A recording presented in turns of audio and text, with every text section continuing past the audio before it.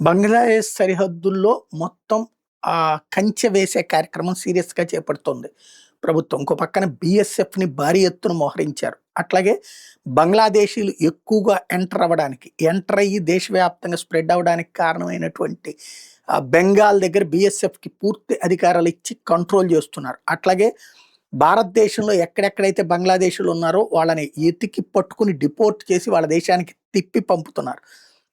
దీనికి తోడు కొత్తగా వీసాలు ఇవ్వడం ఆపేశారు. ఎందుకంటే పాకిస్తాన్, బంగ్లాదేశ్ ఇప్పుడు ఒక్కటైనాయి.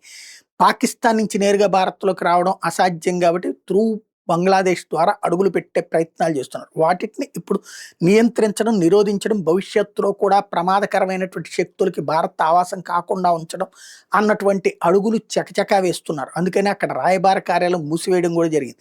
అట్లాగే వీసాలు ఎవరికి పడితే వాళ్ళకి ఎట్టా పడితే అట్లా కాకుండా ఏ మెడికల్ వీసా లాంటి వాటికి తప్పించి ఎలవ్ చేయలేదు.